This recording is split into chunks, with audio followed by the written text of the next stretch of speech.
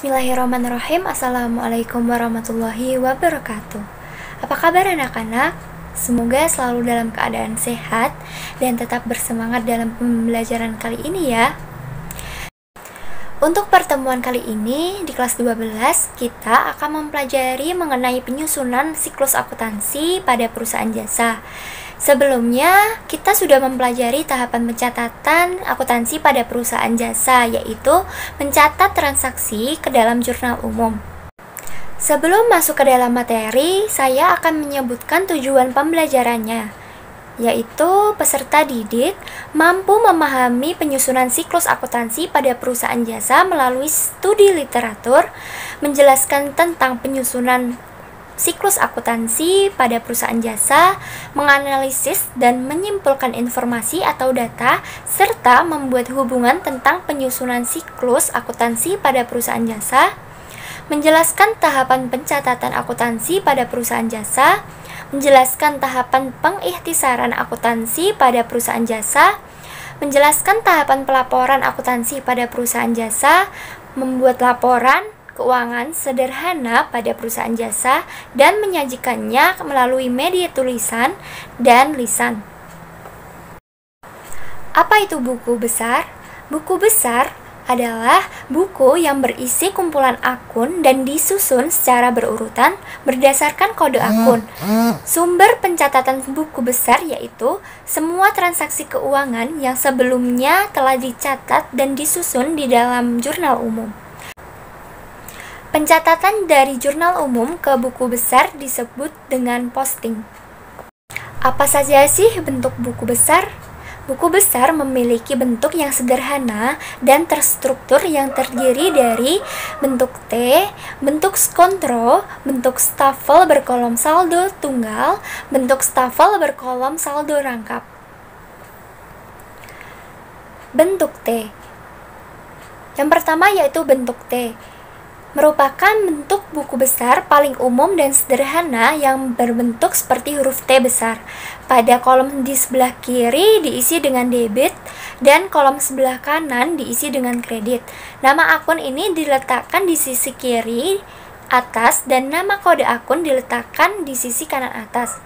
Yang kedua yaitu bentuk skontro, merupakan buku besar yang memiliki dua kolom. Bentuk skontro berarti menyebelah menjadi dua kolom, yaitu kolom pertama debit dan kolom kedua yaitu kredit. Bentuk sederhana sering digunakan dalam ilustrasi bentuk T dan bentuk skontro.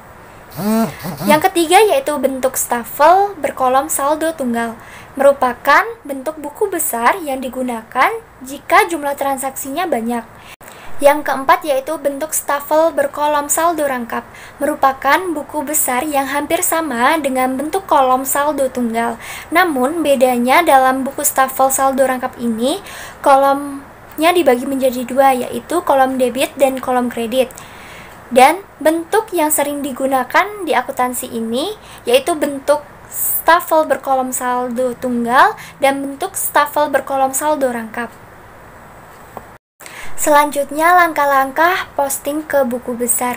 Yang pertama yaitu menyiapkan akun-akun dalam buku besar yang terpengaruh atas transaksi dalam jurnal umum. Yang kedua yaitu tulislah nama dan nomor akun sebagai judul. Yang ketiga yaitu catatlah tanggal transaksi sesuai dengan yang tertera dengan jurnal umum. Yang keempat yaitu penulisan keterangan secara singkat seperti ke dalam jurnal umum.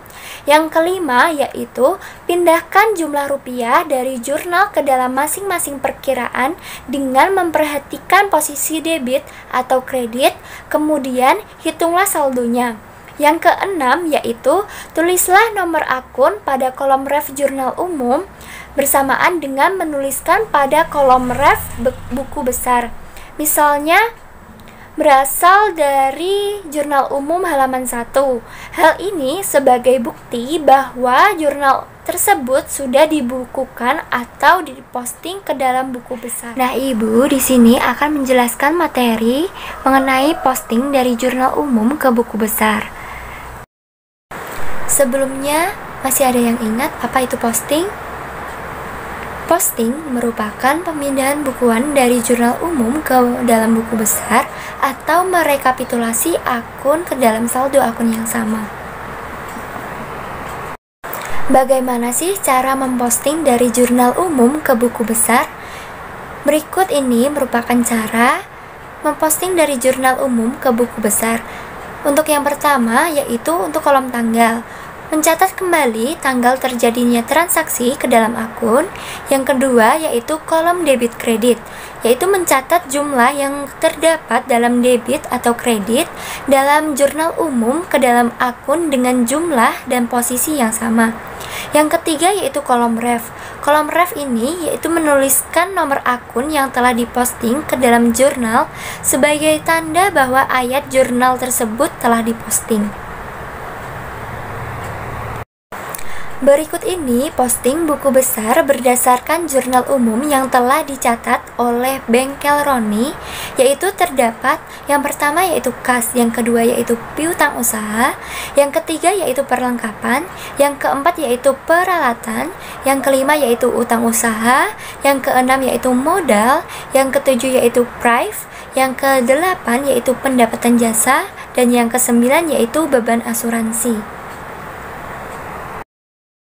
Di dalam buku besar terdapat kolom-kolom yang sama dengan jurnal umum, yaitu tanggal, nama akun, ref, debit, kredit, dan untuk penambahannya yaitu saldo yang terdiri dari debit dan kredit.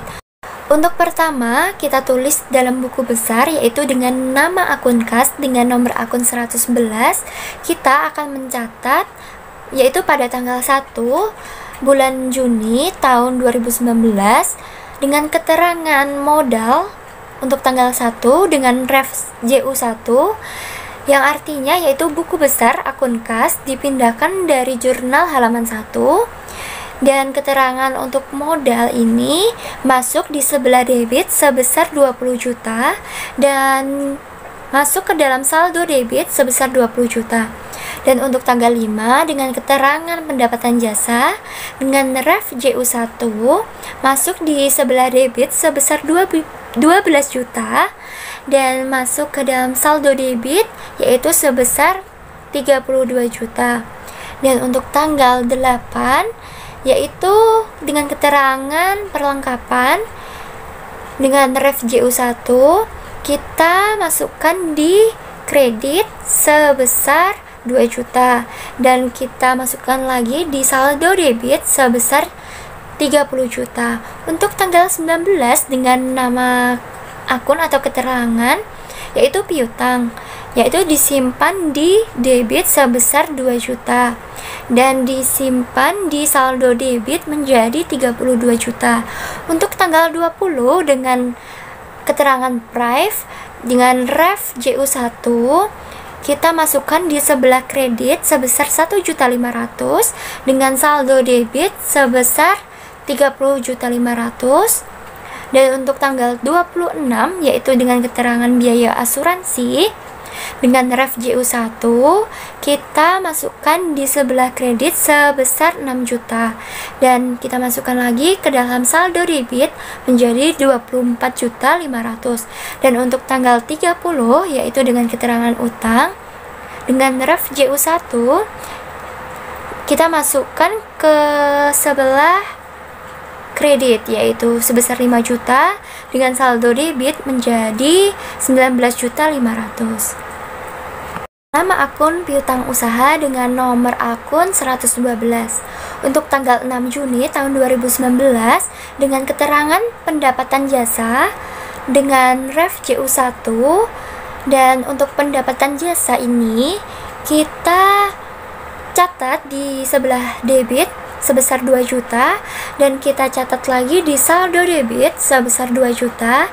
Dan untuk tanggal 19 untuk keterangannya yaitu kas kita masukkan ref lagi JU1 dan untuk kas ini kita masukkan atau dicatat di sebelah kredit sebesar 2 juta dan untuk saldo debit menjadi 0.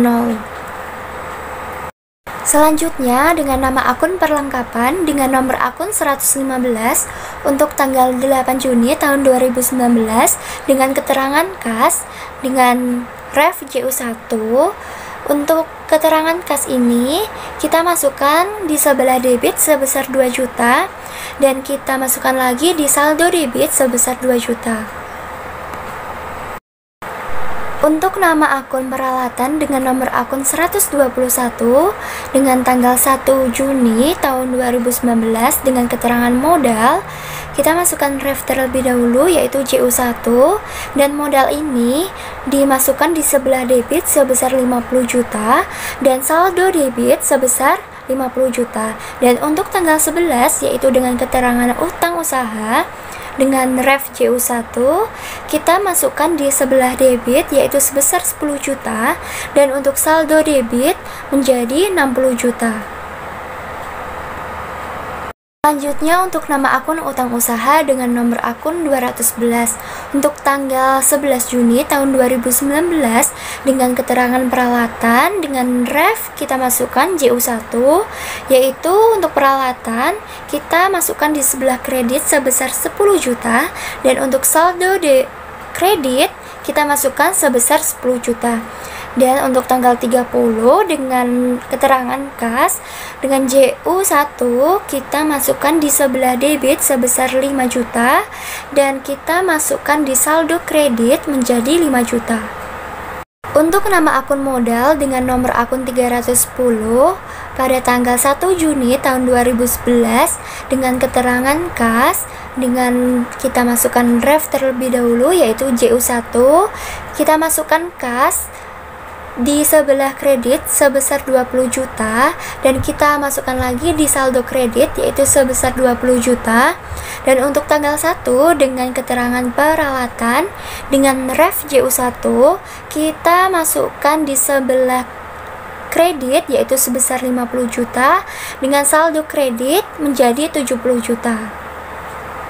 Untuk nama akun Prive dengan nomor akun 320 pada tanggal 20 Juni tahun 2019 dengan keterangan kas dengan ref JU1 kita masukkan kas di sebelah kredit sebesar 1.500.000 dan kita masukkan lagi di saldo kredit yaitu sebesar 1.500.000. Untuk nama akun pendapatan jasa dengan nomor akun 410 pada tanggal 5 Juni tahun 2019 dengan keterangan kas kita masukkan terlebih dahulu JU1 dan untuk kas ini kita masukkan di sebelah kredit yaitu sebesar 12 juta dan kita masukkan lagi di saldo kredit sebesar 12 juta. Dan untuk tanggal 6 dengan keterangan piutang usaha kita masukkan lagi yaitu ref JU1 kita masukkan piutang usaha ini di sebelah kredit sebesar 2 juta dan kita masukkan lagi di saldo kredit yaitu menjadi 14 juta. Selanjutnya untuk nama akun beban asuransi dengan nomor akun 516 pada tanggal 26 Juni tahun 2019 dengan keterangan kas untuk ref yaitu JU1 dan untuk kas ini kita masukkan di sebelah kredit yaitu sebesar 6 juta dan kita masukkan lagi di saldo kredit sebesar 6 juta. Jadi ingat ya anak-anak, untuk kelompok akun ada 5 yaitu harta, utang, modal, pendapatan, dan beban. Yang pertama yaitu harta. Jika harta bertambah maka dicatat di debit. Jika harta berkurang maka akan dicatat di kredit. Untuk hutang bertambah di kredit dan hutang berkurang maka akan dicatat di debit. Untuk modal, jika modal bertambah maka akan dicatat di kredit. Nah, jika modal berkurang maka akan dicatat di debit. Untuk pendapatan, jika pendapatan bertambah maka akan dicatat di kredit. Jika pendapatan berkurang maka akan dicatat di debit. Untuk beban, jika beban bertambah maka akan dicatat di debit. Jika beban berkurang maka akan dicatat di kredit. Kesimpulan, Buku besar merupakan buku yang berisi kumpulan akun dan disusun secara berurutan berdasarkan kode akun. Sumber pencatatan buku besar yaitu semua transaksi keuangan yang sebelumnya telah dicatat dan disusun di dalam jurnal umum. Dan untuk pencatatan dari jurnal umum ke dalam buku besar disebut dengan posting. Nah, adapun bentuk buku besar yaitu bentuk T, bentuk skontro, bentuk stafel berkolom saldo tunggal, dan bentuk stafel berkolom saldo rangkap. Dan terdapat juga langkah-langkah posting ke dalam buku besar. Untuk materi pada pagi hari ini, apakah sudah bisa dipahami? Jika ada yang belum dipahami dan ingin bertanya, silakan kalian bisa personal chat Ibu melalui WhatsApp. Nah, pada minggu kemarin kalian kan sudah membuat jurnal umum tuh. Dan untuk tugas sekarang yaitu silakan kalian bisa melanjutkan tugas yaitu jurnal umum ke dalam buku besar. Dan untuk tugas itu bisa dikumpulkan sebelum pertemuan yang selanjutnya. Sekian materi untuk pagi hari ini. Mohon maaf jika ada salah kata atau salah tutur kata. Sekian dan terima kasih. Wassalamualaikum warahmatullahi wabarakatuh.